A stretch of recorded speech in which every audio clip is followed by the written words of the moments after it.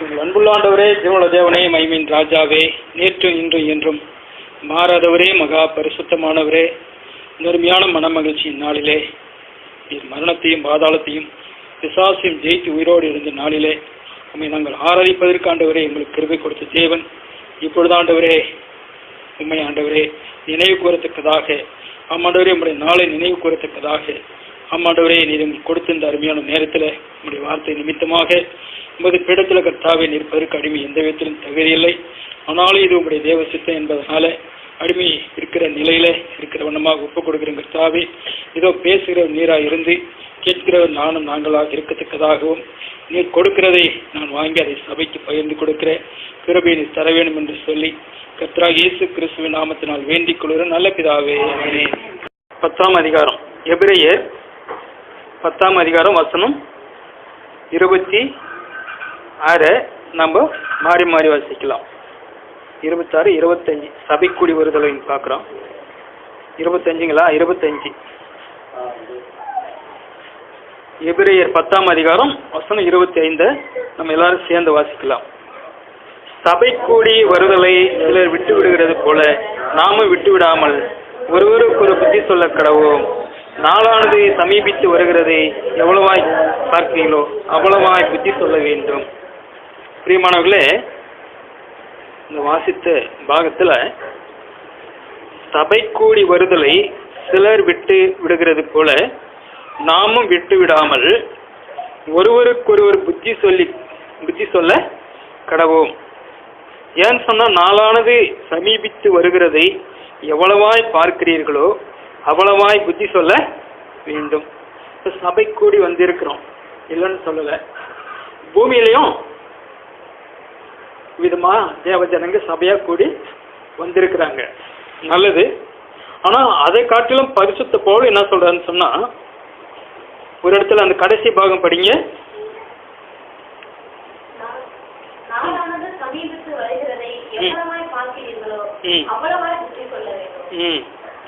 அப்போ நாளானது சமீபித்து வருகிறதை எவ்வளவாய் பார்க்கிறீர்களோ அவ்வளவாய் புத்தி சொல்ல வேண்டும்.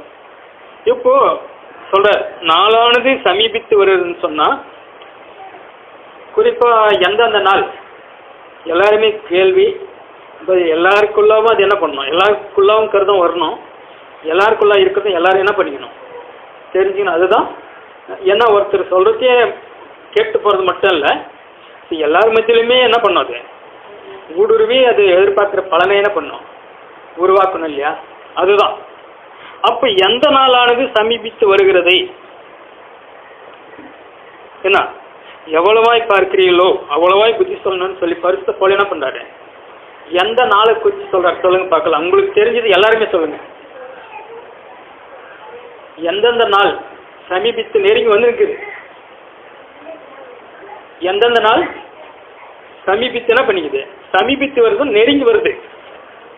நம்ம போயிருக்கிறோம், அது என்ன பண்ணிக்குது, நெருங்கி வந்து நிற்குது.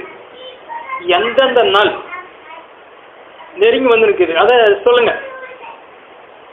ஆவிக்குரிய பிரகாரமும் சரி, சரீர பிரகாரமும் சரி, எந்தெந்த நாள் நம்ம என்ன பண்ணிக்குது, சமீபித்து நெருங்கி வந்து நிற்குது சொல்லுங்க. தெரிஞ்சதை சொல்லுங்க. தப்போ ரைட்டுன்றதெல்லாம் இதுல யாரும் மார்க்கம் போடுறதில்ல, வெகுமதியும் கொடுக்கறதில்ல. எல்லா நாளும் சரி. அப்புறம் சொல்லுங்க. எல்லா நாளும் என்னென்ன நாள்? எல்லா நாளும்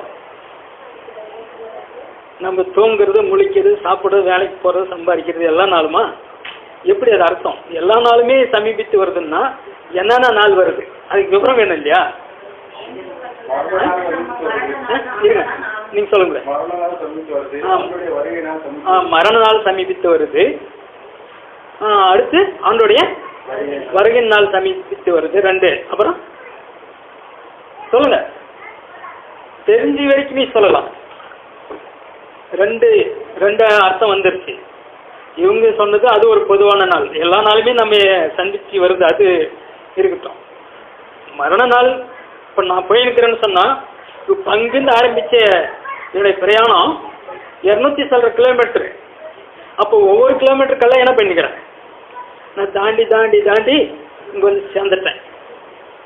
அது மாதிரி நம்முடைய வாழ்க்கையின் ஒவ்வொரு நாளும் குறிப்பிட்ட எல்லையை ஒவ்வொரு கிலோமீட்டர் நம்ம என்ன பண்ணிக்கிறோம், நம்ம தாண்டி தாண்டி தாண்டி போய் நிற்குது. அப்போ அந்த கடைசி கிலோமீட்டர் கல்யாணம் பண்ணிக்குது, நெருங்கி வந்துனே இருக்கு. அதான் அர்த்தம். அந்த மரண நாள், என்னுடைய மரண நாள் என்ன பண்ணிக்குது, நெருங்கி வந்து நிற்குது. ரைட்டு. அடுத்து சொன்ன மாதிரி நியாய தீர்ப்புனாலும் வந்து நிற்குது. அப்ப எது எதுக்காக பிறந்த நாள் இருந்து மரண நாள் அது நெருங்கி வருது, இது கடந்து போய் நிற்குது. அது நியாய தீர்ப்பு கொடுக்கனாலும் நெருங்கி வந்து நிற்குது. அப்படின்னு பார்த்தாக்கா இப்போ உதாரணமா பேதுரு புஸ்தகத்துல அந்த நாளை குறித்து சொல்றாரு, முன்ன கூட படிச்சோம் இல்லையா?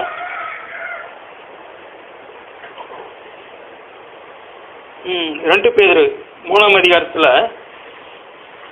8வது வசனம். கர்த்தருக்கு ஒரு நாள் 1000 வருஷம் போலவும் 1000 வருஷம் ஒரு நாள் போலவும் இருக்கிறது என்கிற இந்த ஒரு காரியத்தை நீங்கள் அறியாதிருக்க வேண்டாம்.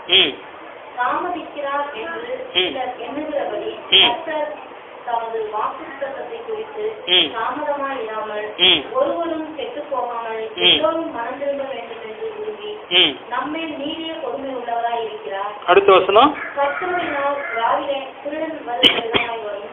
அப்பொழுது வானங்கள் மடமடவென்று அகன்று போகும், பூதங்கள் வெந்து உயிர் போகும், அதிலுள்ள கிரியைகள் எரிந்து அழிந்து போகும். இப்படி இவைகள் எல்லாம் அழிந்து போகிறதாய் இருக்கிறபடியால் நீங்கள் எப்படிப்பட்ட பரிசுத்த நடத்தையும் தேவ பக்தியும் உள்ளவர்களாய் இருக்க வேண்டும். தேவனுடைய நாள் சீக்கிரமாய் வரும்படிக்கு மிகுந்த ஆவலோட காத்திருங்கள். அந்த நாளில் வானங்கள் வெந்து அழிந்து பூதங்கள் எரிந்து உயிர் போகும். போதுங்க. அப்போ என்ன சொல்றாருன்னு சொன்னா, ஒவ்வொரு நாளை குறிச்சும் தெளிவா ஆண்டவர் நடத்துற மாதிரி பார்ப்போம். அப்ப பிரியமானவர்களே, கர்த்தருக்கு ஒரு நாள் இன்று எண்ணப்படுகிற ஒவ்வொரு நாளும் அவர் பார்வைக்கு எப்படிக்குதான் 1000 வருஷத்துக்கு சமமாக்குதான்.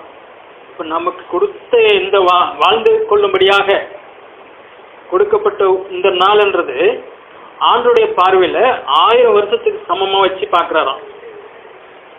அதே மாதிரி 1000 வருஷத்தை ஒரு நாளைக்கு சமமா வச்சு பார்க்கிறாராம்.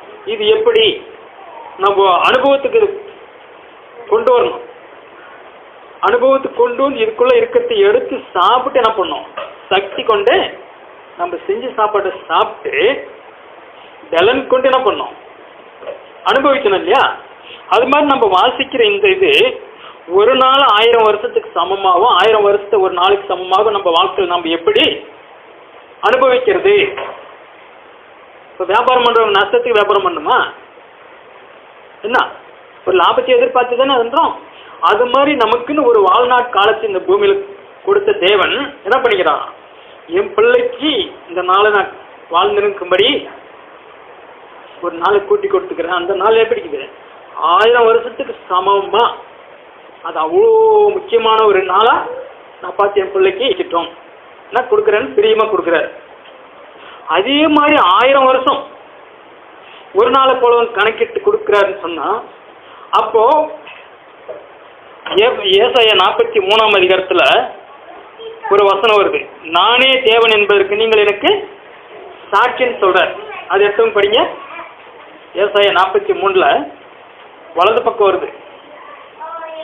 ஏசாயா 43ஆம் அதிகாரத்துல நானே தேவன் என்பதற்கு நீங்கள் எனக்கு சாட்சிகள்.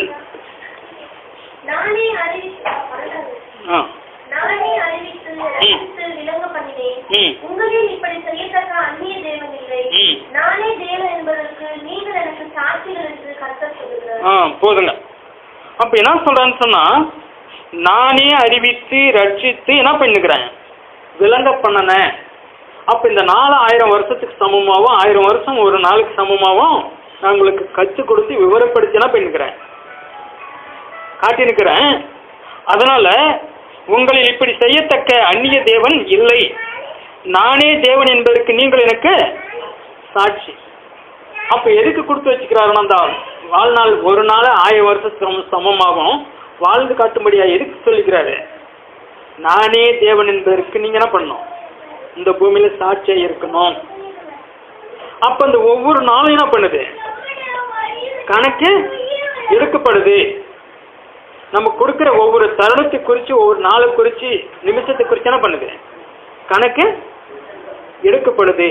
அந்த 1000 வருஷத்துக்கு சமமா இருக்கிற இந்த ஒவ்வொரு நாள்ல எப்பல என்ன பண்ணுது? நானே தேவனன்றதுக்கு எப்பல இந்த பூமியில என்ன பண்ணணும்? சாட்சியா வாழணும், சாட்சியா சொல்லணும் என்ற எண்ணத்தோட எப்பல வாழணும். அப்போ இன்னைக்கு அந்த இன்னொன்னு பிரசங்கில் வருது, ஒருவருடைய ஜனநாள நாளை காட்டிலும் மரண நாள் நல்லதுன்னு ஒரு வசனம் வருது. பிரசங்கி 7ஆம் அதிகாரம் நினைக்கிறேன், ஒரு இது இருக்கு. 7ஆம் அதிகாரத்தில் 1வது வசனம், பரிமள தைலத்தை பார்க்கிலும் நற்கீர்த்தியும் ஒருவனுடைய ஜனன நாளை பார்க்கிலும் மரண நாளும் நல்லது. ஜனன நாள் சொன்னாக்கா பிறப்பினுடைய நாள். அப்போ ஜனன நாளை பார்க்கிலும் மரண நாளும் நல்லது. இது எப்படி? அப்ப பிறக்கிற மனுஷன் செத்துட்டாக்கா நல்லா இருக்கும். இப்போ நான் என்னத்துக்கு பொழைச்சுக்கணும், ஒரு நாளைக்கு செத்து போயிட்டா கூட போதும், நிம்மதியே போயிடுவேன். நீ யார் சொல்லுவாங்க? எப்படியாப்பட்ட நிலையில் இருக்கிறோம்? நான் என்னத்துக்கு பொழைச்சுக்கணும் அந்த பூமியில? எப்போ எனக்கு சாவு வரும்? நான் கண்ணு ஒரு நாளைக்கு செத்து போயிட்டா கூட எப்படியே போகணும்னு சொல்லுவாங்க நாட்டு பாசையில். எங்கள் பாசையில் அப்படி தான் பேசுவோம். என்ன சொல்கிறது? வயசானவங்க என்ன பண்ணுவாங்க? இதே தான் பேசுவாங்க. நான் என்னத்துக்கு பொழைச்சுக்கணும், எல்லாம் பார்த்துன்னு கேட்டுன்னு என்ன சொல்கிறது? அப்போ அது வேதனையோட சொல்கிற காரியம், தாங்க முடியாத வேதனை நிமித்தமாக சொல்கிற காரியம். ஆனால் இங்கே இது ஞானி சாலமோன் என்ன சொல்கிறாரு? ஒருவனுடைய ஜனநாளை பார்க்கலாம் மரண நாள் நல்லதுன்னு எதை சொல்கிறாருன்னு சொன்னால், இப்போ தாயின் வயிற்றில், உதாரணத்துக்கு தாயின் வயிற்றில் உருவாக்கப்பட்ட அந்த குழந்தையினுடைய நாளானது அந்த 10 மாத காலம் எதுக்கு கொடுக்கப்படுது? உருவாக்கப்பட்ட அந்த நாள்லேருந்து தாயின் வயிற்று விட்டு பிறக்கிற நாள் வரைக்கும் எதுக்கு கொடுக்கப்படுது? எப்படியோ ஒன்று வளர்த்தோம், எப்படியோ ஒன்று பிறக்கட்டும், கண்ணு குருடோ காதிசோட முண்டி எப்படியோ ஒன்று பிறக்கட்டும் விரும்புவாங்களா? அப்போ அந்த நாள்லேருந்து என்ன பண்ணுறாங்க? இந்த காலத்தில் என்னென்னமோ பார்த்து அதை எந்த அளவுக்கு பத்திரம் பார்த்து, அதுவும் வயிற்றுக்கு மாதிரி என்னென்ன குறைபாடு இருக்குதா, இல்லை சக்தி கம்மி என்னென்ன பண்ணுறாங்க இல்லையா? அப்போ எதுக்கு? என் குழந்தை நல்லபடியாக என்ன பண்ணும்? பிறக்கணும். உங்க சொல்றாரு, அப்படி உருவாக்கப்பட்ட அந்த நாளை விட அது இறக்கிற நாள் நல்லதுன்னு சொல்றாரு. எப்படின்னு சொன்னா, இப்போ இந்த பூமியில பிறந்த நாம் கர்ப்பத்துல உருவாக்கப்பட்ட ஒரு குழந்தைய போல நம்ம என்ன பண்ணிக்கிறோம்? கர்த்தருக்குள்ள வளரத்துக்குன்னு, கர்த்தரே தேவன் என்றதை வெளிப்படுத்துறதுக்குன்னு அப்போ உருவாக்கப்பட்ட நாம உருவாயிருக்கிறோம். அப்போ கர்த்தருடைய நாள் வர்றதுக்கு முன்ன நாம் இந்த சரீரத்தை விட்டு போனோம்னு சொன்னா அது பாக்கியமான நாள்னு சொல்றாரு. புரியுதுங்களா? ஏன்னு சொன்னா இந்த மாம்சமும் இந்த ரத்தமும் என்ன பண்ணாது? 1 கொரிந்தியர் 15ஆம் அதிகாரத்துல ஒரு வசனம் சொல்லுது, மாம்சமும் ரத்தமும் தேவனுடைய ராஜ்யத்தை சுதந்திரிப்பதில்லை. 1 கொரிந்தியர் 15ஆம் அதிகாரம் 50வது வசனம். அது என்ன? நான் சொல்லுவது என்னவெனில், மாம்சமும் ரத்தமும் தேவனுடைய ராஜ்யத்தை சுதந்திரிக்க மாட்டாது. அழிவுள்ளது அழியாமையை சுதந்திரிப்பதும் இல்லை. போதுங்க. அப்போ இந்த ஒவ்வொரு மனுஷனுடைய கரு தாயின் வயிற்றில் உருவாக்கப்படுறது எது? மாம்ச சரீரத்தை தரிச்சு அது வளர்ந்து வெளியே வந்து வாழ்றதுக்காக மாம்ச சரீரத்தை தரிச்சு வளர்ற குழந்தை. அப்ப பிறந்த பின்னாடி மாம்ச சரீரத்தில் என்ன பண்ணும்? வாழ்ந்தாகணும். அப்ப சாகுதுன்னு சொன்னாக்கா அது என்ன பண்ணும்? அந்த மாம்ச சரீரத்தை விட்டுட்டு அது போய் ஆகணும். அதான் அதனுடைய அர்த்தம். அது மாதிரி இப்போ நம்ம தாயின் வயிற்றுல பிறந்துட்டோம், இந்த பூமியில இப்போ வாழ்ந்து இருக்கிறோம். அடுத்து நம்முடைய மரண நாள் வரும்போது என்ன பண்ணோம்? இந்த சரீரத்தோடு நம்ம என்ன பண்ணாலும் எவ்வளோ நல்லா சாப்பிட்டு நல்லா என்னென்ன நீ வச்சு வளர்த்தாலும் இந்த சரீரத்தோடு நம்ம என்ன பண்ண முடியாது? தேவனுடைய ராஜ்யத்துக்கு போக முடியாது. ஆனா அந்த ஞானி சொல்ற மாதிரி அந்த மரண நாள் நல்லதுன்னு சொன்னா, அப்ப தாயின் வயிற்று விட்டு பிறந்த குழந்தை ஒரு நல்ல பாக்கியசாலியா அதுக்குன்னு ஒரு பேரை கொடுத்து நல்ல திட்டம் போட்டு படிக்க வச்சு வேலைக்கு சேர்த்தி நல்லா சம்பாதிச்சு அது வாழ்ந்து காட்டுற மாதிரி, அப்ப பெற்றோருக்கு ஒரு நல்ல பேரை சந்தோஷத்தை கொடுக்குற மாதிரி, அப்ப நம்மை உருவாக்கின தேவனுக்கு நம்ம பூமியில் பிறந்திருக்கிற நாம் ரட்சிப்பு என்னும் அனுபவத்துக்குள்ள பிறக்கப்பட்டிருக்கிற நாம் என்ன பண்ணிக்கிறோம்? தேவனுடைய பேரை சொல்றதுக்கு, தேவனுக்காக வாழ்றதுக்கு நம்ம இப்போ பிறக்கப்பட்டுக்கிறோம். அப்ப நம்முடைய மரண நாள் சாவு வர வரைக்கும் இந்த சரீரத்தில் என்ன பண்ணிக்கிறோம்? இந்த உள்ளான மனுஷன் என்ன பண்ணுறது? ஆவிக்குரிய மனுஷன் எபேசியர் இறங்குது. எபேசியர் அந்த உள்ளான மனுஷன் இல்லை, நாளுக்கு நாள்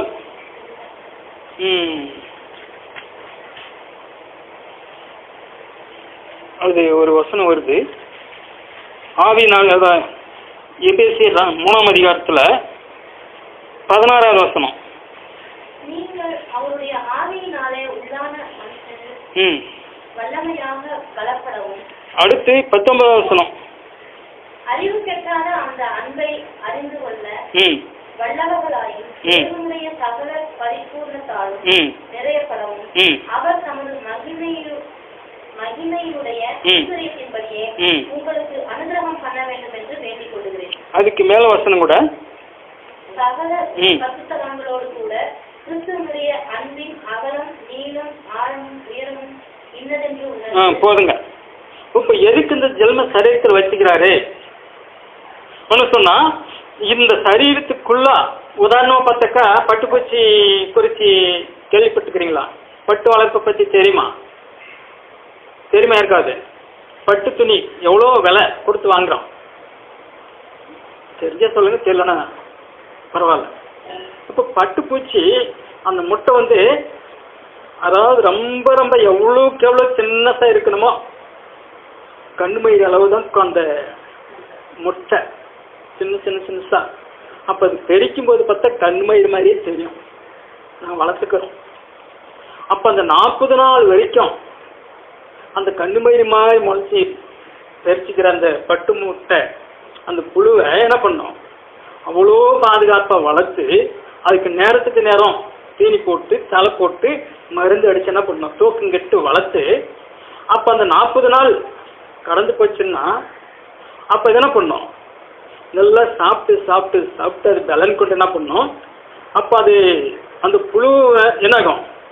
வளர்ந்து நல்லா இந்த சைஸ் பக்கம் வந்துட்டு நல்லா எவ்வளோ நேரத்துக்கு மேலே வரும், இன்னும் நீட்டாக வரும். அப்போ அப்படி வர்றது என்ன பண்ணோம்? அதுக்குள்ள இருக்கிறது எதுவுமே இருக்காது.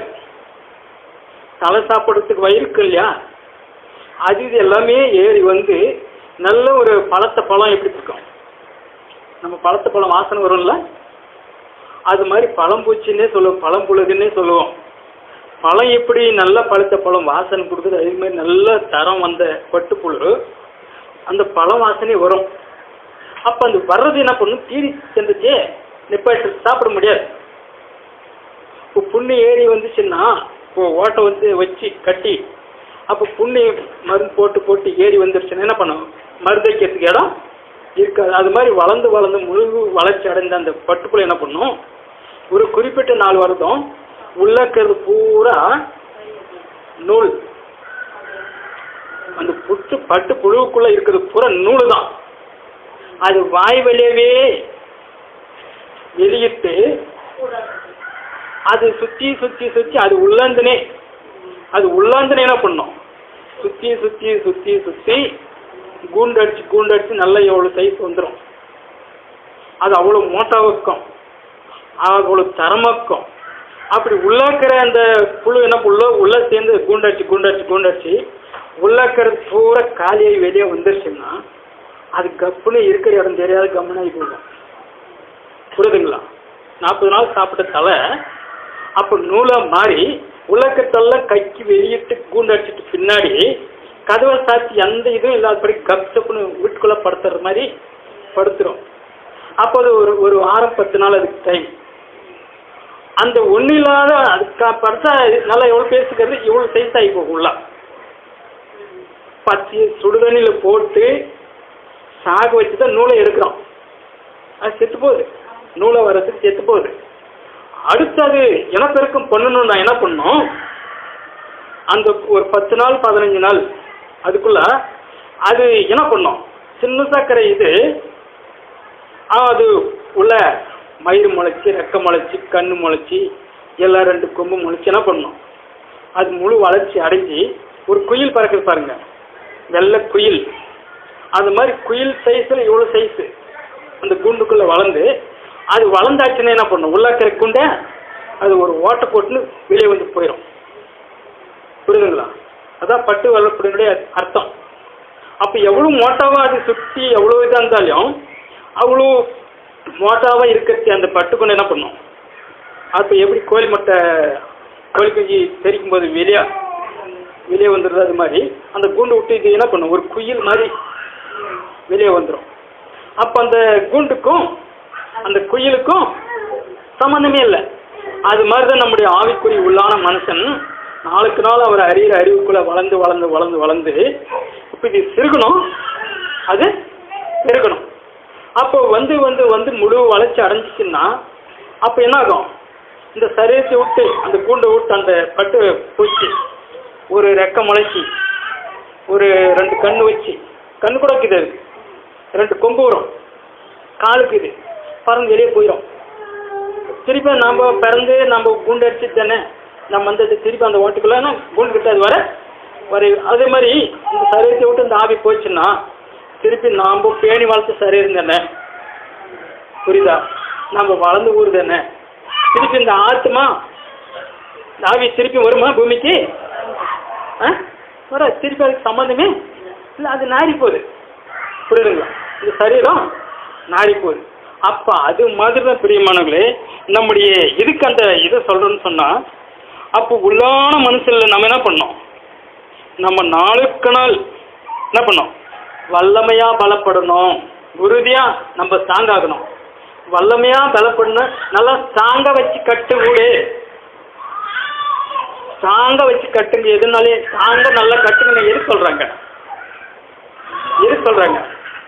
காற்று வரப்போது, மழை வரப்போது, எது ஒன்று இது பண்ணாலும் நல்லா கிரில் நல்லா ஸ்ட்ராங்காக வைங்க, தப்பமாக பட்டை போடுங்கன்னு எதுக்கு சொல்கிறாங்க. திருடை வந்தாலும் உடைச்சாலும் அடித்தாலும் என்ன பண்ணக்கூடாது, ஒன்றும் அதுக்கு தானே சொல்கிறாங்க. அப்போ ஏதோ ஒன்று அதுக்கு எதிராக செயல்படுறதுன்னு ஒன்று இருக்குது. அப்போது அது மாதிரி தான் உள்ளான மனசில் நம்ம என்ன பண்ணணும், வல்லமையாக பலப்படணும். அப்போ வல்லமையாக பலப்படணும், ஏதோ ஒரு போராட்டம் நமக்கு இருக்குது. அப்போ வல்லமையாக இருக்குன்னு சொன்னாக்கா அவருடைய அன்பின் அகலமும் நீளமும் ஆழமும் உயரமும் என்னதென்று உணர்ந்து, எதுக்கு, சகல பரிசுத்தவான்களோடும் கூட கிறிஸ்துவனுடைய அன்பின் அகலமும் நீளமும் ஆழமும் உயரம் இன்னதென்று உணர்ந்து அறிவிக்கட்டாத அந்த அன்பை அறிந்து கொள்ள வல்லவர்களாகவும் தேவனுடைய சகல பரிபூரணத்தால் நிறையப்படவும் அவர் தமது மகிமையினுடைய ஐஸ்வர்யத்தின் படியை உங்களுக்கு அனுகிரகம் பண்ண வேண்டும் என்று வேண்டிக் கொள்ள பவுல் சொல்றார். இவ்வளவா நீங்க என்ன பண்ணோம், அந்த பட்டுப்பூச்சி வளர்ற மாதிரி நல்ல ஒரு தரமான நிலைமையில நீங்க வரணும். இப்போ வளர்க்கப்பட்டு நிற்கிற காலம், அந்த புழுவுக்கு தலை போடுற மாதிரி, மருந்தடிக்கிற மாதிரி, பாதுகாக்கிற மாதிரி. அப்போ அவர் என்ன பண்ணிக்கிறார், சபையில் வச்சு அவருடைய வேதத்தை வச்சு அவருடைய ஊழியக்காரர்களை வச்சு என்ன பண்ணிக்கிறாரு, வார்த்தையை கொடுத்துருக்கிறார். வார்த்தை தான் தலை. அப்போ வேலைக்காரங்க தான் தேவனுடைய வார்த்தையை கொடுக்குறவங்க. அப்போ கொடுத்து அதுக்கு சமயம் சந்தர்ப்பம் கொடுத்து, எத்தனை பேருக்கு அந்த சந்தர்ப்பம் இல்லை, நமக்கு சந்தர்ப்பத்தை கொடுத்து அக்கறை காட்டி என்ன பண்ணுறாரு, வளர்க்குறாரு. அப்போது இந்த நாளானது சொன்ன மாதிரி, அப்போ என்னுடைய மரண நாள் வந்துச்சுன்னா அது எனக்கு லாபமா நஷ்டமா? லாபம். எப்பொழுது என் தேவனுடைய சன்னிதானத்தில் வந்து நிற்பேன் என்ன சொல்கிறது. அப்போ ஆம்பளை புல்லுன்னு கர்ப்பத்தில் இருக்கிறது தெரிஞ்சுக்கிறவங்க என்ன பண்ணுவாங்க, எப்போ என் குழந்தை நல்ல மாதிரியா, அதுவும் ஆப்ரேஷனுக்கு கூட நார்மல் டெலிவரின்னு சொல்லுவாங்கல்ல, நல்லா பிறந்து எந்த குறைபாடும் இல்லாத என்ன பண்ணும், எல்லா பேருக்கும் அந்த நாளுக்காக என்ன பண்ணிப்பாங்க, காத்து நிற்பாங்க. அது மாதிரி இப்போ நம்ம வளர்த்துனுக்கிற ஆண்டவர் என்ன பண்ணாரு, இப்போ அந்த நாள் வரும்போது நல்லபடியாக என்ன பண்ணும், இந்த சரீரத்தை விட்டு வந்து எனக்கு கூட அப்போ அவரோடு கூட இருக்க போற அந்த நாள், அதான் ஒரு நாள். அப்போ அந்த ஒரு நாள்ன்ற நேரத்தில் இன்னைக்கு இந்த நாளில் நான் அவர் சமூகத்தை விட்டு நான் இந்த சரீரத்தை விட்டு போனேன்னா 1000 வருஷத்துக்கு அவர் கூட நேரம் பண்ண போகிறேன், நித்தியானித்த காலமாக அவரோடு கூட இருக்க போகிறேன். ஆனால் இந்த இன்னைக்குன்ற அந்த நாளில் நான் அவரை மறுதளிச்சுட்டு அவருக்கு பிரியமில்லாதபடிக்கு பேசிட்டு நினச்சிட்டு வாழ்ந்துட்டு நான் ஒரு சமயம் மரணத்தை சந்தித்து நான் கடந்து போனேன்னா அப்போது கெட்டு போச்சு வாழ்க்கை. அப்போ எவ்வளோ காலம் வளர்த்தது, பாடுபட்டது, எல்லாம் இது பண்ணது, கண்ணும் கருத்துமாக வளர்த்ததெல்லாம் என்ன ஆச்சு. அப்போ இன்னைக்கு இன்னொரு நாளைக்கு என்ன பண்ணாரு, சத்த மனசு திருப்பி இன்னொரு நாளைக்கு வரமாட்டான். அது மாதிரி சரீரத்தை விட்டு போயாச்சுன்னா திருப்பியும் அது உதவாது. அதான் அப்போ இன்னைக்குன்னு சொல்ல ஒவ்வொரு நாளும், இப்பொழுதுன்னு சொல்லப்படுற ஒவ்வொரு நேரத்தையும் நானே தேவன்ன்றதுக்கு என் தேவன் என்ன பண்ணிக்கிறேன், என்னையும் அவருக்கு சாட்சியாக வச்சிருக்கிறாரு.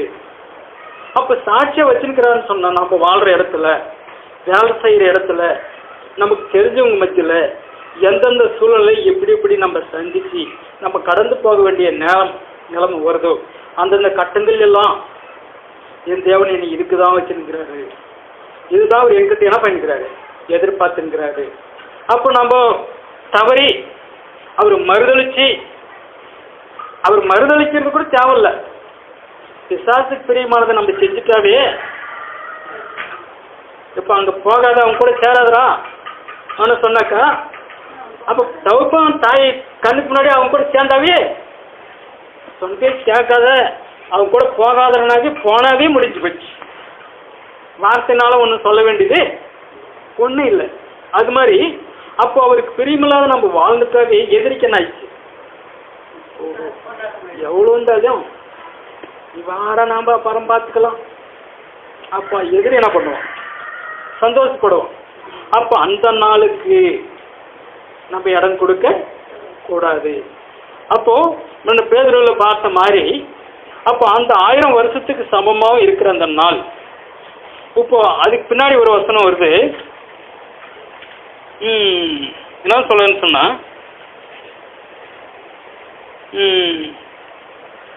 அந்த வசனம் படிக்கிறது இருங்க, 2ஆம் அதிகாரம், இது 3ஆம் அதிகாரத்தில் கர்த்தருடைய நாள் சொல்லுங்க. அது நாள் திருடன் வருகிற விதமாய்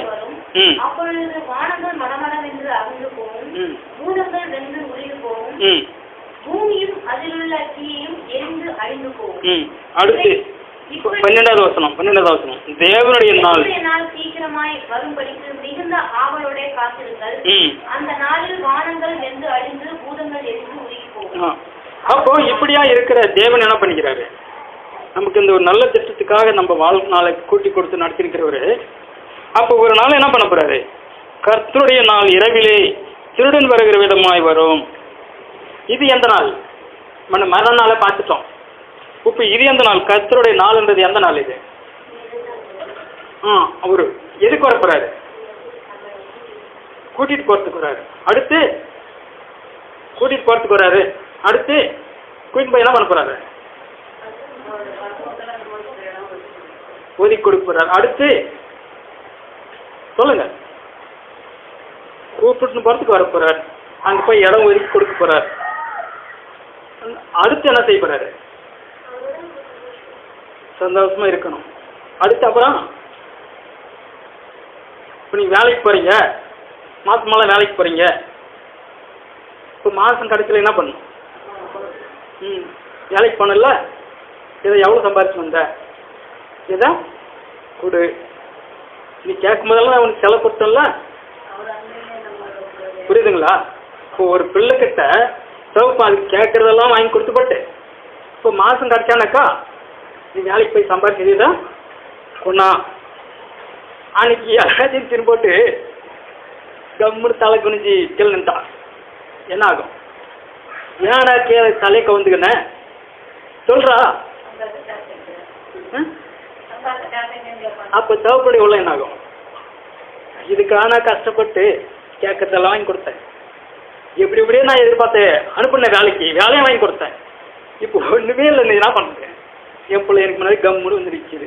அப்போ துக்கமாக இருக்குமா கஷ்டமாக இருக்குமா? அப்போ கணக்கு கேட்குற நாள் நம்முடைய மரண நாள் வருது. அப்போ அவர் தம்முடைய எல்லாம் என்ன பண்ணுறாரு? கேட்குற நாள் வருது. சேர்த்துட்டு பின்னாடி நீ பூலோகத்தில் வாழ்ந்த நாளில் ஜென்மசரத்தில் எனக்காக நீ பேசினது என்ன, எப்படி, எனக்காக நீ வாழ்ந்தது என்ன, எப்படி, என்னென்னலாம் எப்படி தான் பணிந்துக்கிற ஒன்றும் இல்லை. ஸ்கூலுக்கெல்லாம் நிச்சயம் ஆசைலாம் போகிறாங்க, அந்த வீட்டில் இருக்கிறவங்களுக்கு தெரியாது. அப்போ எழுதுகிற பரீட்சைக்கெல்லாம் மார்க் லிஸ்ட் வருது இல்லையா, அந்த கார்டு எதை எடுத்துனா பார்க்கலாம் எவ்வளோ மார்க் வாங்கிக்கிறியோ. அப்போ நல்ல மார்க் எடுத்துருந்தா திருப்தி, அப்போ இல்லைன்னு சொன்னால் கஷ்டம்.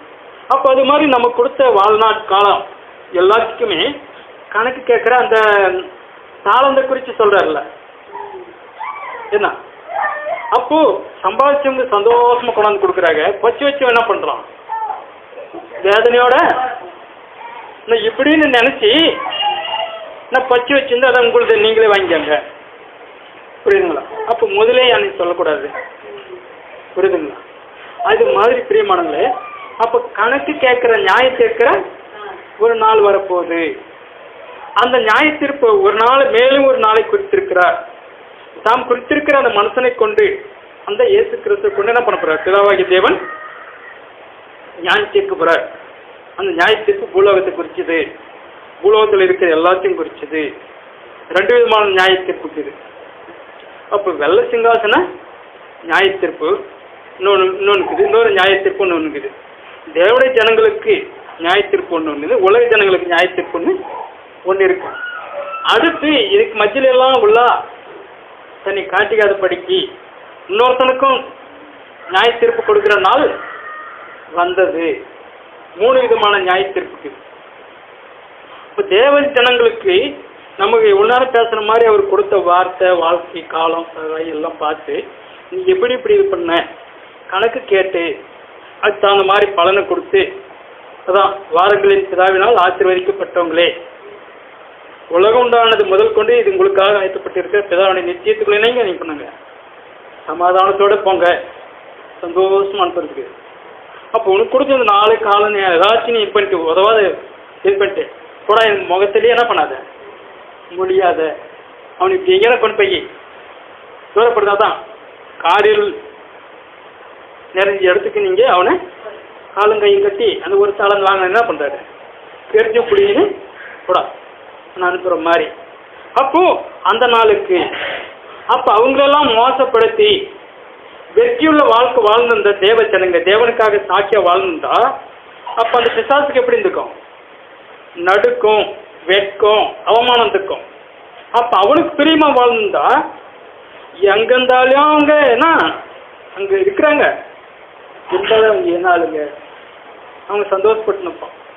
அப்போ அப்படியேப்பட்டவளோ மோசம் போக்கணத்துக்கு அதுல ஏசாயில் ஒரு வருது, நான் வானத்துக்கு ஏறுவேன், மரங்களுக்கு மேலாக என் கூட இருக்கேன், சாதிக்கு உன்னதமானவருக்கு ஒப்பாவேன், வடப்புறங்களில் ஆராதனை கூட்டத்தில் மத்தியில் என்ன பண்ணுவேன், உக்காந்து நிற்பேன் என்றவன் தான் இப்போ என்ன பண்ணியிருக்கிறான்னு சொன்னா, இப்போ ஏன் அப்படி வந்தான்னா இப்போ பொது நம்ம ஒரு ஆராய்ச்சி பண்ணி பார்த்தா தேவ ஜனங்கன்றவங்க கம்மி, தேவனை அறியாதவங்க அதிகம்.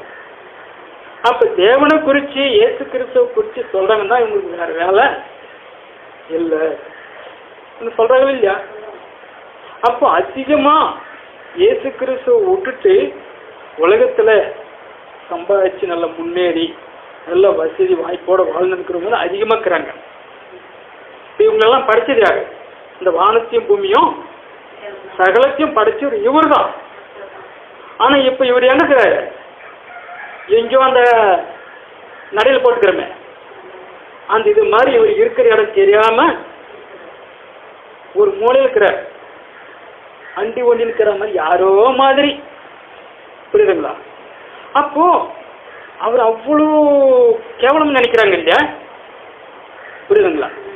அப்போ அவர் எதுக்காக அன்னைக்கு பெருமிதம் கொண்டு மேட்டிமை கொண்டு கர்வம் கொண்டு இப்படியெல்லாம் நான் படித்த பூமியிலே நான் என் சாயல் என் ரூப பிரகாரம் படிக்க போகிற என் பிள்ளைங்களை நீ என்ன பண்ணும், நீ ஒன்று வசப்படுத்தி என்னை யாரோ மாதிரி அவங்களுக்கு காட்ட விடாத, எனக்கு தெரிஞ்சாத படிக்க பண்ணி அவங்க கண்ணை குருடாக்கி இப்போ இதில் முன்னெல்லாம் திறக்கும், புரியுதுங்களா? இப்போ நீங்கள் ஓப்பனுக்கு இப்போ திறப்பட்ட என்னாக்குது ஏற்குன்னு ஒன்றுமே தெரியாத அளவுக்கு. அப்போ ஒரு அதிகாரிக்கிறான்னா அப்போ அதிகாரியை பார்க்கறதுக்கு ஒருத்தன் போகிறான்னு சொன்னாங்க. அதில் இருக்கிற ஒரு பெத்தலாட்டுக்கு என்ன பண்ணான், யாரை பார்க்கணுங்க, இது மாதிரி அவரை பார்க்கணுங்க, எது இருந்தாலும் என்ன கேளுங்க, நீங்கள் எது வேணாலும் நீங்கள் என்ன கேளுங்க, நான் உங்களுக்கு என்ன செய்யணுமோ அச்சனை நான் உங்களுக்கு செய்கிறேன், புரியுதுங்க?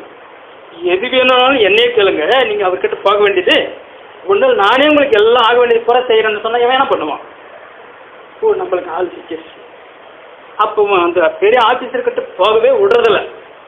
அது மாதிரி வானத்தையும் பூமியும் படைச்சவர் இவர் தான் சொல்லி அறிகிற அளவுக்கு விடாத படிக்கு, பார்க்குற அளவுக்கு விடாத படிக்க என்ன பண்ணிக்கிறான், பிசாசு கண்ணை குருடாக்கி கடினப்படுத்தி, அப்போ நானு தான் என்ன தவிர தெய்வம் இல்லவே இல்லை, உங்களுக்கு என்ன வேணுமோ அச்சனை கேளுங்க நான் பண்ணுறேன், புரியுதுங்களா? உப்பு தேவனென்ற அறிவுக்குள்ளவும் தேவனை பற்றி கேட்கக்கூடாத படிக்க என்ன பண்ணிக்கிறான், அந்த எண்ணத்துக்கே விடாத படிக்க. இப்போ ஏசு கிறிஸ்துவ குறித்து சொன்னால் அம்மா சின்ன இல்லாது காலங்காலமே இல்லாது நீங்களும் எங்களோட வந்து கும்பிட்டு வந்து நிற்கிற புதுசாக வந்து சொல்கிறீங்க, என்ன சொல்கிறாங்களா இல்லையா? இப்போ எங்கே வந்துருச்சு இன்னைக்கு புதுசாக இது சொல்கிறாங்க. அப்போது சின்ன இல்லாத ஏசுனாரு இன்னைக்கு எங்கே வந்துட்டாரு அப்படி. அப்போ எல்லாத்துக்கும் நானேன்னு சொல்லி அவன் மனுஷனுக்கும் தேவனுக்கும் மத்தியில் சரியா நின்று இப்போ போகக்கூடாது படிக்க அடங்கட்டிக்கிறான்னு சொல்லுவாங்க. நானே இப்போ எதுனாலும் நீ அங்கே போகவே போகாத, நான் உண்டு அது உண்டு. அப்போது அவர் பார்க்கறதுக்கும் விடுறதில்ல, கேட்கறதுக்கும் அவர்கிட்ட சவகாசம் வைக்கிறதுக்கு இடமே கொடுக்கறதில்ல. அப்போ அப்படியா பார்த்து அவருக்கு வர வேண்டிய கவனம், அவருக்கு வேண்டிய துதி, அவருக்கு வர வேண்டிய மரியாதை, ஆராதனை எல்லாம் அவனே அவனே அவனே அவனே. இப்போ அதுதான் நடந்திருக்கு. அப்போ அப்படிக்காக எதுக்காக கொடுத்துக்கிறார், இப்போ படிச்சவர் இவர் தான். ஏசு கிறிஸ்து ஒரு வசனம் சொல்லிக்கிறார், இதோ உலகத்தின் அதிபதி வர்றான் சொல்றாருல்ல, படிச்சவர் இவர் தான், படிச்சவர் இவர் தான், எல்லாத்தையும் படிச்சவர் இவர் தான், எல்லாத்தையும் படித்து சகலத்தையும் பரிபாலனம் பண்ணி நடத்திருக்கிறவரும் இவர் தான். ஆனால் இவர் யாரோ மாதிரி இருக்கிறார். எதுக்கு? ஒரு சமயம் வரட்டும், ஒரு நாள் வரட்டும். அப்போ அந்த நாள் வரைக்கும் அவன் எவ்வளோ உனக்கு இதாகி போச்சா, நீங்கேருந்து இப்படியா ஆயிடுச்சியா, ஒரு நாள் முடிஞ்ச வரைக்கும் நீ என்ன பண்ணுவோம், பண்ணிக்கா, என்ன செய்யற செஞ்சுக்கா, எப்படியோ ஒன்று உயர்த்திக்கா. அவரும் என்ன பண்ணிட்டார், சரி போடா ஒரு நாள் முடிஞ்சு நீ என்ன பண்ணும் படிக்கும், நான் அங்கே பார்த்துக்கிறேன்ற மாதிரி இப்போ அமைதியாக்கிறார். இப்போ அவன் தன்னை இது பண்ணி வச்சிருக்கிறான். அப்போ அப்படியாப்பட்டவனுக்கு ஒரு நாள் இதோ தனக்கு கொஞ்ச காலம் மாத்திரம் விடப்பட்டுக்கிறதுன்றது அறிஞ்சிட்டு என்ன பண்ணிக்கிறான், அவனுக்கு நியாய தீர்ப்பு நாளுன்னு இருக்குதுன்னு அவனுக்கு தெரியும். உலகத்தை உண்டாக்கிறதுக்கு முன்னே அந்த எஸ்டிமேட் நடந்து போய்க்குது. அந்த நாள் அவன் தெரிஞ்சுக்கின பின்னாடி தெரிந்து கொள்ளப்பட்டவங்க மீதே அவனுடைய முழு குறி, முழு நோக்கம், சிந்தனை பூரா தன் கையிலேருந்து அவங்களை பிடிச்சி இப்போ அவங்கள அவரை ஆராதிக்கிறாங்களே, அவரை மகிமைப்படுத்துகிறாங்களே, அவங்கள என்ன பண்ணோம், அவங்க மேலேயே வில்லில் அன்பை வச்சு சமயத்துக்கு நேரத்துக்கு பார்த்துருக்கிறான். இதுதான் நடந்துருக்குது இன்னைக்கு. அப்போ ஆராதிக்கிறோன்னு சொன்னால் அவனுக்கு வெட்கம், சாட்சியா வாழ்றன்னு சொன்னால் அவனுக்கு அவமானம், ஜபம் பண்ணுறன்னு சொன்னால் அவனுக்கு நடுக்கம். இதுதான். அப்போ அந்த நியாய தீர்ப்பு கொடுக்குற அவனுக்கு நியாய தீர்ப்பு கொடுக்குற நாள் வருது, இவங்களை பலனுக்காக நியாயம் விசாரிக்கிற நாள் வருது, பலனுக்குள்ள அனுப்புகிற நாள் வருது. இத்தனையும் இருக்குதுங்க. அப்போது நீதிமொழிகள் இது மல்கியா லாஸ்டில் ஒரு இது வருது, வரப்போகிற அந்த நாள் 3ஆம் அதிகாரத்தில் மல்கியாவில் 4ஆம் அதிகாரம்னு நினைக்கிறேன், எடுத்து படிங்கிறது வரப்போகிற அந்த நாள் 4ஆம் அதிகாரம். கர்த்தருடைய பெரிதும் பயங்கரமான நாள் வருகிறதுக்கு முன்னே நான் உங்களிடத்திற்கு எலியா தீர்க்கதரிசி நான் வந்து பூமியை சங்காரத்தால் அடிக்காதபடிக்கு அவன் பிதாக்களுடைய இதயத்தை பிள்ளைகளிடத்திற்கும் பிள்ளைகளுடைய இதயத்தை எது படிக்கிறீங்க? பிதாக்களிடத்திற்கும் திருப்புவான். இப்போ இதோ சூளையை போல எரிகிற நாள் வரும். அடுத்து இன்னொன்னு சொல்றாரு, ஆனாலும் என் நாமத்துக்கு பயந்திருக்கிற என்ன நீதியின் சூரியன் உதிக்கும். ஆனாலும் என் நாமத்துக்கு பயந்திருக்கிற உங்கள் மேல் நீதியின் சூரியன் உதிக்கும். அதுக்கு செட்டைகளின் கீழ் ஆரோக்கியம் இருக்கும். நீங்கள் வெளியே புறப்பட்டு போய் கொடுத்த கன்றுகளை போல வளரும். இருங்க. அப்போ அந்த நாள் வரப்போது, சூளையை போல எரிகிற நாள் வரப்போது. அடுத்து அந்த நாள் என்ன சொல்லுது? வரப்போகிற அந்த நாள் அவளை சுட்டெரிக்கும் சொல்றாரு. கர்த்தருடைய நாள் சூளையை போல எரிகிற ஒரு நாள் வரப்போகுது. அப்ப எரிகிற அந்த நாள் அவங்களை என்ன பண்ணும்? சுட்டெரிக்கும். அது அவங்களுக்கு வேறையும் கொப்பையும் வைக்காம போகும் என்று கர்த்தர் சொல்கிறார். மற்றும் ஒரு நியாயத்தீர்ப்பின் நாள், தண்டனையின் நாள். அப்ப அவருக்கு பயந்திருக்கிறவங்க மேல அப்ப நீதியின் சூரியன் என்ன பண்ணும்? உதிக்கும். அப்படியேப்பட்ட கட்டத்தில் கூட ஒரு இயேசு கிறிஸ்துவாகிய நீதியின் சூரியன் அனுப்பி என்ன பண்ணுவார்? நம்ம காப்பாற்றுவார்.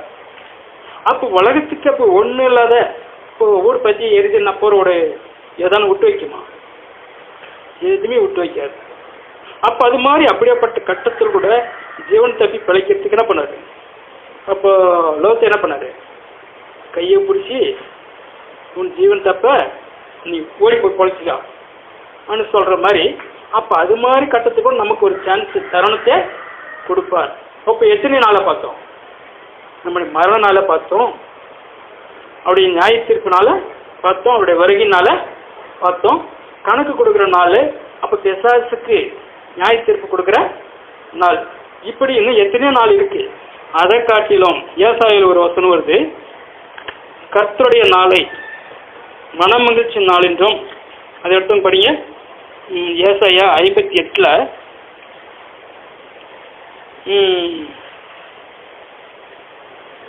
இந்த பாகத்தில் வருது. 23 படிங்க. 23ஆம் அதிகாரம். இது வசனம் 13 23 13. என் பரிசுத்த நாளாகிய ஓய்வு நாளிலே உனக்கு இஷ்டமானதை செய்யாதபடி உன் காலை விலக்கி உன் வழிகளின்படி நடவாமலும் உனக்கு இஷ்டமானதை செய்யாமலும் உன் சொந்த பேச்சை பேசாமல் இருந்து ஓய்வு நாளை மனமகிழ்ச்சி நாள் என்றும் கர்த்தருடைய பரிசுத்த நாளை மகிமையுள்ள நாள் என்றும் சொல்லி அதை மகிமையாக எண்ணுவாயானால் அப்பொழுது கர்த்தரின் மனமகிழ்ச்சியா போதுங்க. அப்போ இது கர்த்தருடைய நாள், இது கர்த்தருடைய நாள். அப்ப இந்த கர்த்தருடைய நாள்ல நம்ம என்ன பண்ணக்கூடாதான்? என் பரிசுத்த நாளாகிய ஓய்வு நாளிலே உனக்கு இஷ்டமானதை செய்யாதபடிக்கு உன் காலை விலக்கி உன் வழிகளின்படி நடவாமலும் உனக்கு இஷ்டமானதை செய்யாமலும் உன் சொந்த பேச்சை பேசாமலும் இருந்து அந்த நாளை அப்படின்னு பார்க்குறோம். அப்போ மனமகிழ்ச்சி நாள் என்றும் கர்த்தருடைய பரிசுத்த நாள் என்றும் சொல்லி அதை மகிமையாக எண்ணுவாயானால் எவ்வளோ ஒரு இது. இப்போ போன மாதமா அதுக்கு முன்ன மாதம் இங்கே வரும்போது இந்த ரூமுக்குள்ளே வச்சு தான் ஒன்று கற்றுக் கொடுப்பாரு. நான் அந்த மருந்து விஷயமே யாருக்கோ விசாரிக்கிறதுக்கு ஃபோன் பண்ணுறதுக்கு ஹெல்ப் பண்ணேன்.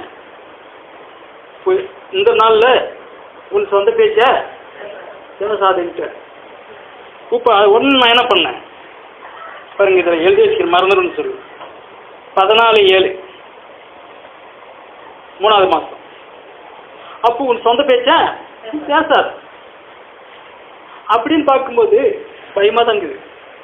இப்போ நம்ம எவ்வளவோ இப்போ இது மனமகிழ்ச்சியின் நாள், மகிமையின் நாள், கர்த்தருடைய நாள்னு சொல்லி இப்போ இதுக்கு இது பண்ணி போட்டு எல்லா வேலையும் செஞ்சுட்டு ஒரு திட்டம் போட்டு எல்லாத்தையும் சரி இந்த டைமில் இந்த டைம் வரைக்கும் அங்கே போயிட்டு வந்துடலாம். அப்பார்ட்மெண்ட் முன்னே செஞ்சிடறது, பின்னாடியே ஒதுக்கி வச்சுட்டு எப்போ நேரம் 11 ஆகி போச்சு 12க்கு எப்படி அங்கே போயிடணும். இப்போ இங்கே இருக்கிறதுக்கு சமாதானம் இருக்கவே இருக்காது. 9:30 மீட்டிங்கு 9க்குள்ளே நம்ம அடிச்சுக்க பிடிச்சிங்க எல்லாம் குடும்பம் அடிக்கலாம் பேசி எல்லாம் முடிச்சுட்டு 9க்கு பொறுமையாக அடிச்சுக்க பிடிச்சி குளிச்சு போட்டு வருவாங்க. இங்கே சமாதானம் இருக்குமா? இல்லை. அப்போ கர்த்தருடைய நாள், அப்போ அவ்வளோ மகிமையின் நாளா மன மகிழ்ச்சி நாள் என்னன்னா, அப்போ என்ன சொல்ற, என்னுடைய அதாவது என்னை கனம் பண்ணுகிற நானும் கனம் பண்ணணும்னு சொல்றாரு. அது நம்ம சொந்த பேச்சு பேசுறதுக்கு கூட அந்த நாளில் இடம் கொடுக்க கூடாதான். புரியுதுங்களா? இப்போ ஆராதனை முடிஞ்சுட்டாங்கன்னாக்கா நம்ம வகுத்து கொடுமைக்கு தாங்க மாட்டாத, சரி போகலாம் என்றது முறை பிரகாரம் அந்த நாள் அவருக்காக தான், அவரை பற்றி சொல்றதுக்கு, அவருக்கு குறித்து ஜெபம் பண்ணுறதுக்கு, தியானிக்கிறதுக்கு அந்த நாள். அப்போ வகுத்து கொடுமைக்கு போகலன்னா என்ன பண்ணுறது இப்படி? அப்போ அது கூட தப்புன்ற மாதிரி இப்போ இந்த நாளுன்னா இந்த நாளில் அவர் காரியமாக தான் நம்ம செயல்படணும். அதான் சாட்சி. இப்போ இந்த நாள்னா கிறிஸ்தவங்க எங்கே பாங்க? அவங்க சாட்சியில் தான் பாங்க. என்ன உலகத்தார் என்ன பண்ணும்? சாட்சி நினைச்சு அவங்க நம்ம கூப்பிடறதுக்கு வரக்கூடாது. அப்போ நம்ம கொஞ்சம் கொஞ்சமாக அவங்களுக்கு இடம் கொடுத்துட்டு நம்ம வந்தோம்னா அவங்க அந்த டைமு பார்த்துனேன்னு ஃபோன் பண்ணுவாங்க. இன்னொன்று ஃபோன் ஒரு பேய், ஃபோனு வந்து ஒரு பேய். ஒரு இடத்துல சொன்ன முதல்ல அந்த ஃபோனை எடுத்து நசுக்கி குப்பத்தொழிக்கு போடுனேன். புரியுதுங்களா? அந்த ஃபோனு பண்ணுற வேலை தான் இத்தனையும். அதே மாதிரி ஒரு இடத்துல என்ன பண்ணாங்க, நசுக்கி போட்டாங்க. ஏன்னா அந்த ஃபோன் பண்ணுறது தான் இத்தனை வேலையும். ஃபோனுக்குள்ளே தான் எல்லாமே இருக்குது. புரியுதுங்களா? அடுத்து வந்து டிவி ஒரு நெய். இவ்வளோ நமக்காக ஒரு வாழ்க்கையை கொடுத்து நல்ல ஒரு அபிப்பிராயத்தோட கருத்தமாக வச்சு பாதுகாக்கிறவர் அந்த 1000 நாள் அவரோடு கூட 1000 நாள் ஒரு உதாரணம் சொல்லிடுறது. ஒரு நாள் 1000 வருஷத்துக்கு சமம்னா நம்ம வாழ்க்கையில் கொடுக்குற ஒவ்வொரு நாளுக்கு எத்தனை 1000? அப்போ 1000க்கு 1000 கணக்கே நித்திய காலம். ஏன்னா அது கணக்கே அப்படியேப்பட்ட ஒரு பாக்கியத்துக்குள்ள கொண்டு போன இப்படி வச்சிருக்கிறவரு ஒன்றுத்துக்கு ஆகாதத்துக்காக நம்ம இப்படி கொடுத்து போட்டு அடிச்சுக்கோ படிச்சுக்காத பதியும் கடமைக்க நான் கூட இருக்கிறேங்க சொல்லி இந்த ஒரு நமக்கு நஷ்டம், நமக்கு தான் நஷ்டம், அவருக்கு இது பண்ண முடியாது. அதனால அந்த விதமாக நம்ம நினைச்சு நம்முடைய சவகாசம் இதெல்லாம் எப்படின்னு சொன்னா, இவன் எதிரி பார்த்துனேக்குவான் முடவே மாட்டான். அவனை ஜெயிக்கணும்னு சொன்னா முழங்கால் தான் இருக்கு. நீங்கள் அந்த வரப்போகிற அந்த நாளுக்கு தப்பும்படி, அந்த சோதனை காலத்துக்கு தப்பும்படி நீங்கள் விழிச்சிருங்க என்ன பண்ணிருந்தாரு, விழித்திருந்து ஜெபம் பண்ணுங்கன்னு சார்.